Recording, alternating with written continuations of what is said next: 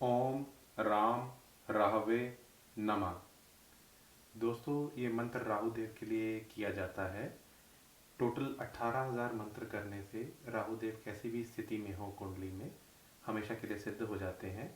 108 बार अगर ये डेली किया जाए तो 167 डेज यानी 5 साढ़े 5 महीने में ये कंप्लीट हो जाता है। जब भी इस मंत्र को स्टार्ट करना हो तो कृष्ण पक्ष में ही स्टार्ट करना चाहिए और सूर्यास्त के बाद। तो दोस्तों, राहु देव का ये मंत्र करने से कुंडली पे मान लीजिए राहु देव बृहस्पति के साथ हों तो ज्ञान को प्रभावित करेंगे, गुरु चंडाल दोष का निर्माण करेंगे। उसी तरीके से अगर राहु देव मंगल के साथ हों तो अंगारक योग का निर्माण करते हैं, जिससे इंसान की वाणी थोड़ी उग्र हो जाती है। और इसी तरीके से अगर राहु देव कारक हों कुंडली में तो अच्छे योग भी बनाते हैं।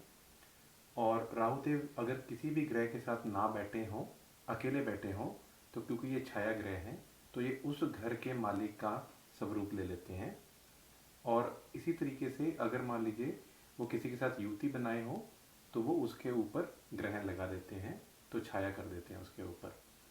तो दोस्तों, राहु देव का ये मंत्र आप स्टार्ट कर सकते हैं। और अगर राहु की स्थिति आपकी कुंडली में अच्छी नहीं है या योग कारक है तो आप इनमें बल बढ़ाना चाहते हैं। अगर आपकी महादशा ही राहु की चल रही है और आप परेशान हैं राहु की वजह से तो आप इसको स्टार्ट कर सकते हैं और ये मंत्र कर सकते हैं।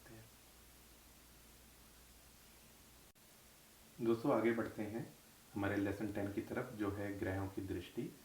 ग्रहों की दृष्टि से पहले आपको मैं एक समुद्र मंथन वाली स्टोरी बताना चाहता हूँ। हो सकता है आपको ऑलरेडी पहले से पता हो। समुद्र मंथन की जो स्टोरी है ये भगवत पुराण में भी मेंशन है, महाभारत में भी और विष्णु पुराण में भी।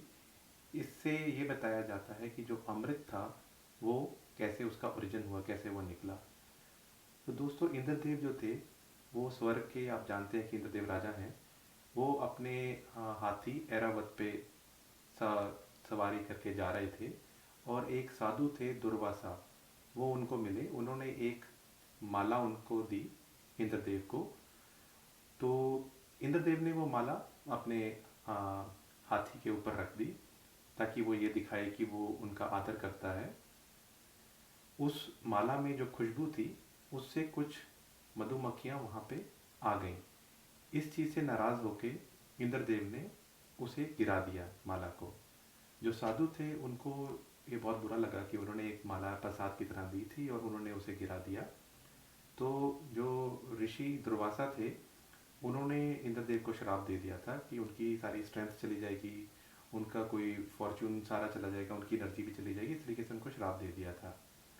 अब जब आगे चल के देवताओं में और दानवों में लड़ाई हुई तो उसमें जो देवता थे वो हार गए थे और जो दानव थे जिनका जिनके नायक थे बाली, उन्होंने यूनिवर्स के ऊपर अपना कंट्रोल कर लिया। और जो देव थे ये चले गए प्रोटेक्शन लेने के लिए विष्णु भगवान के पास। तो उन्होंने कहा ठीक है, हम एक काम करते हैं, दोनों लोगों को बिठाते हैं और बात करते हैं। और उन्होंने कहा एक काम करते हैं कि समुद्र मंथन करके जो अमृत पान है वो उससे हम निकाल सकते हैं और वो सब में शेयर हो जाएगा ताकि देवता और दानव हमेशा के लिए अमर हो जाएंगे। तो विष्णु भगवान की ये बात सुन के देवता और दानव दोनों मान गए और समुद्र मंथन का प्रोसेस चालू हो गया। अब ये जो समुद्र मंथन का प्रोसेस था ये जब चल रहा था तो समुद्र से बहुत सारी चीज़ें निकली। उसमें से एक पॉइजन निकली जिसे हलाहल भी कहते हैं।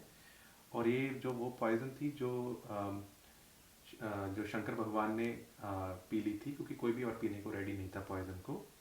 और इस तरीके से समुद्र से और भी बहुत सारी वस्तुएं निकली थी, जैसे रतन निकले थे, ऐसी और लक्ष्मी देवी प्रकट हुई थी।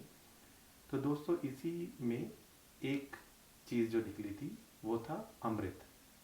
तो अब अमृत जो निकला ये जब निकला तो जो धन्वंतरी हैं, जिनको पूरे यूनिवर्स का डॉक्टर भी बोला जाता है, तो ये अमृतपान वो वस्तु लेके निकले। अब ये जब सबको पिलानी थी, ये अमृतपान कराना था, तो उसमें देवों और असुरों में लड़ाई हो गई। और ये लड़ाई होते देख के जो गरुड़ थे वो अमृतपान का जो पॉट था उसको लेके भाग गए, मतलब उड़ गए। अब जो देव थे उन्होंने विष्णु भगवान की फिर से उनकी मदद मांगी। तो विष्णु भगवान एक मोहिनी नाम की एक बहुत ही सुंदर देवी का रूप लेकर प्रकट हुए। तो विष्णु भगवान जानबूझ के मोहिनी का वो लेके प्रकट हुए उसके रूप में, और उसको देखते ही असुर जितने भी थे वो बहुत मोहित हो गए और वो लड़ाई छोड़ के मोहिनी की तरफ देखने लगे, उसकी बात सुनने के लिए उस तरफ करने लगे। तो मोहिनी ने कहा अगर आपको अमृतपान करना है तो ठीक है, आप सब लोग लाइन में बैठ जाइए, मैं सबको पिलाती जाऊंगी और सब अमर होते जाएंगे। तो दानव और देवता दोनों बैठ गए। अब शुरू में जो थे वो सारे के सारे देवता बैठ गए और बाद में दानव बैठ गए। तो इधर से वो मोहिनी यानी विष्णु भगवान एक एक करके सबको पिलाने लग गए, और जो उधर देवता तो पी रहे थे, उधर जो दानव बैठे थे उनको हुआ कि हमें पता नहीं मिलेगा या नहीं मिलेगा। उसी टाइम पे एक असुर था जिसका नाम था स्वरभानु।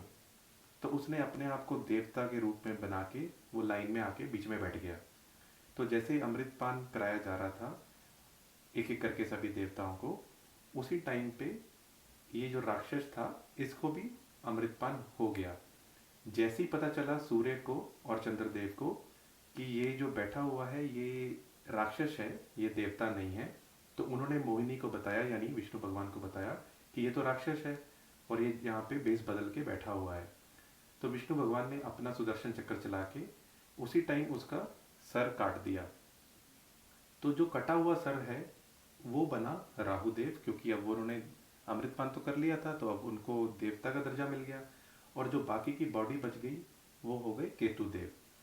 और ये दोनों के दोनों जो प्लैनेट हैं राहुदेव और केतुदेव, ये क्योंकि अमर हो गए तो इसीलिए ये अभी भी कुंडली में इनका प्रभाव माना जाता है, और ये एक दूसरे के डायरेक्टली अपोजिट होते हैं। तो चाइनीज़ एस्ट्रोलॉजी में इसे ड्रैगन हेड और ड्रैगन टेल भी कहा जाता है, और जो इंडियन एस्ट्रोलॉजी है इसमें राहुदेव और केतुदेव कहा जाता है। और राहुदेव सर वाला पार्ट है और बाकी की जो बॉडी है ये केतुदेव है। तो दोस्तों आज हम जानेंगे जितने भी ग्रह हैं इन सब की दृष्टियाँ क्या होती हैं। हर ग्रह की सातवीं दृष्टि होती है, यानी अगर कोई भी ग्रह कहीं भी बैठता है, मान लीजिए सूर्यदेव यहाँ बैठे हैं, तो वो अपनी सातवीं दृष्टि यानी पहला घर, दूसरा, तीसरा, चौथा, पांचवा, छठा, सातवां जो इनके डायरेक्टली अपोजिट होगा तो यहाँ पे इनकी दृष्टि पड़ेगी।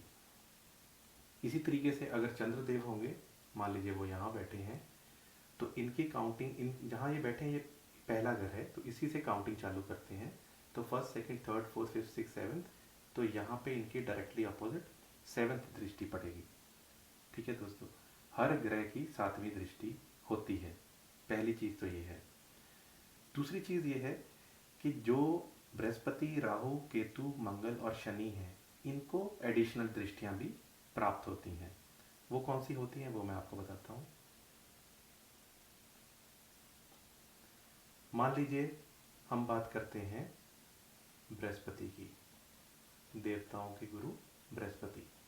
तो अगर ये यहाँ बैठे हैं, ये पहला घर हो गया क्योंकि ये यहाँ बैठे हैं। अब इनकी पांचवी दृष्टि होगी first, second, third, fourth, fifth यहाँ पे, और इनकी सातवीं दृष्टि होगी यहाँ पे, और इनकी नौवीं दृष्टि होगी वो यहाँ पे होगी।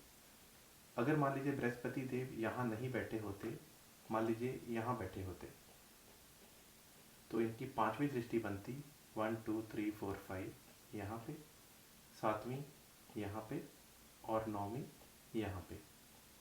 तो इनकी पांचवी, सातवीं और नौवीं दृष्टि होती है। अब बात कर लेते हैं राहुदेव की। राहुदेव मान लीजिए कुंडली में यहाँ बैठे हैं, तो अगर ये पहला घर है और ये लगन कुंडली है, मान लीजिए ये फर्स्ट हाउस है, तो ये 11th हाउस बन जाएगा। अब राहुदेव और केतुदेव ये उल्टी चाल चलते हैं, जैसे बाकी के प्लेनेट यहाँ से इधर जाएंगे, इधर से इधर जाएंगे, ऐसे करके घूमते हैं गोचर की जब बात होती है तो, या वैसे। लेकिन राहुदेव ये उल्टी चाल चलते हैं, इसलिए ये हमेशा रेट्रोग्रेड ही होते हैं। कभी भी आपने देखा होगा कुंडली में रेट्रोग्रेड के ऊपर मैं अलग से भी एक वीडियो बनाऊंगा। लेकिन राहुदेव उल्टी चाल चलते हैं तो इनको भी पांचवी, सातवीं और नौवीं दृष्टि होती है। तो first, second, third, fourth, fifth यहाँ इनकी पांचवी दृष्टि पड़ेगी, सातवीं यहाँ पे पड़ेगी और नौवीं यहाँ पे पड़ेगी। कुंडली में ये कहीं भी हो सकते हैं, लेकिन इनकी पांचवी, सातवीं और नौवीं दृष्टि होती है। बहुत सारे एस्ट्रोलॉजर जब राहु देव और केतु देव की दृष्टि एक्सप्लेन करते हैं तो यहाँ से काउंटिंग करते हैं। तो यहाँ से काउंटिंग करते हुए भी ये first second third fourth fifth ही बनेगा, सेवन्थ ही बनेगा, नाइन्थ ही बनेगा। लेकिन ये इनकी पांचवी दृष्टि यहाँ पड़ेगी, सातवीं यहाँ पड़ेगी और नौवीं यहाँ पड़ेगी। दोस्तों केतु देव जो होते हैं वो राहु देव के डायरेक्टली ऑपोजिट होते हैं। अगर राहु देव यहाँ है तो केतु देव यहाँ होंगे। अब इनकी पांचवी सातवीं और नौवीं दृष्टि होगी तो 1 2 3 4 5 यहाँ इनकी पांचवी दृष्टि पड़ेगी, सातवीं यहाँ पड़ेगी और नौवीं यहाँ पड़ेगी। तो राहु देव की भी पांचवी सातवीं और नौवीं और केतु देव की भी पांचवी सातवीं और नौवीं दृष्टि। अब दोस्तों आगे बढ़ते हैं, बात कर लेते हैं मंगल देव की। तो मंगल देव मान लीजिए यहाँ बैठे हैं कुंडली में। वैसे तो यहाँ मंगल देव बैठे होंगे तो ये आप जानते हैं कि ये मांगलिक दोष भी बनाते हैं। मांगलिक दोष पे मैं अलग से भी वीडियो बनाऊंगा, लेकिन अभी बात करते हैं। तो ये यहाँ बैठे हैं तो इनकी जो दृष्टियाँ हैं वो है चौथी, सातवीं और आठवीं। तो यहाँ बैठे हैं फर्स्ट, सेकंड, थर्ड और फोर्थ। तो फोर्थ दृष्टि यहाँ पे पड़ेगी, सेवन्थ दृष्टि डायरेक्टली अपोजिट यहाँ पड़ेगी और आठवीं दृष्टि यहाँ पे पड़ेगी। अगर मंगल कुंडली में कारक हैं तो जहाँ भी इनकी दृष्टि होगी अच्छा परिणाम मिलेगा। अगर वो घर भी इनके मित्र का हो तो और अच्छी बात है। और अगर मान लीजिए मंगल कुंडली में बुरा फल दे रहे हो तो ये इस घर से एसोसिएटेड भी बुरा रिजल्ट देंगे। इससे भी जहाँ जहाँ इनकी दृष्टि पड़ेगी, मंगल देव कहीं भी हो सकते हैं, जहाँ इनकी दृष्टि पड़ेगी ये पॉजिटिव या नेगेटिव रिजल्ट देंगे। आगे बढ़ते हैं, आगे चलते हैं शनि देव की तरफ। मान लीजिए शनि देव बैठे हुए हैं इस घर में। तो शनि देव को दृष्टियां प्राप्त होती हैं तीसरी, सातवीं और दसवीं। तो ये पहली होगी, दूसरी, ये तीसरी होगी। तो यहाँ पे इनकी दृष्टि पड़ेगी। सातवीं इनके डायरेक्टली ऑपोजिट यहाँ पे पड़ेगी और जो दसवीं होगी 7 8 9 10 तो यहाँ भी पड़ेगी। कुंडली में कहीं भी हो सकते हैं, लेकिन जहाँ भी बैठे हों वहाँ से इनको तीसरी, सातवीं और दसवीं दृष्टि प्राप्त होती है। दोस्तों दृष्टि का बहुत महत्व है, क्योंकि जब भी हम प्लैनेट्स के बारे में स्टडी करते हैं, कौन सा प्लैनेट कहाँ बैठा है या कौन से घर को, मान लीजिए कोई आके पूछता है कि मेरी मैरिड लाइफ कैसी रहेगी, तो उसके लिए हमने सातवां घर देखा जो कि स्पाउस का घर होता है। अब सातवें घर में मान लीजिए कोई भी प्लैनेट ना हो और दृष्टि केवल शुभ प्लैनेट्स की पड़ रही हो और वो कुंडली में भी शुभ हो, तो नेचुरल सी बात है मैरिड लाइफ में परेशानियां कम होगी, बल्कि हो सकता है शादी के बाद भाग्योदय हो जाए। तो दोस्तों आज हमने जाना ग्रहों की क्या दृष्टि होती है। तो जितने भी ग्रह हैं सबकी सातवीं दृष्टि होती है। सूर्य की हमने बात कर ली, चंद्रदेव की हमने बात कर ली। इसी क्रम में अगर बुध होंगे तो उनकी सातवीं दृष्टि यहाँ पड़ेगी, और अगर शुक्रदेव होंगे उनकी सातवीं दृष्टि यहाँ पे पड़ेगी। चंद्रदेव की भी बात कर ली, बृहस्पति, राहु और केतु को एडिशनल दृष्टियाँ प्राप्त होती हैं पाँचवीं और नौवीं, सातवीं के अलावा। और मंगल देव को चौथी और आठवीं एडिशनल दृष्टियाँ प्राप्त होती हैं सातवीं के अलावा। और वहीं शनिदेव को तीसरी, सातवीं और दसवीं दृष्टि होती है। तो दोस्तों आज के लिए इतना ही। आपका बहुत बहुत आभार। अगर आपको वीडियो अच्छा लगे तो इसको प्लीज़ लाइक कर दीजिए, और आप मेरे चैनल को अभी तक सब्सक्राइब नहीं किया है तो काइंडली सब्सक्राइब, और मिलेंगे जल्दी ही नए वीडियो में। आज के लिए इतना ही।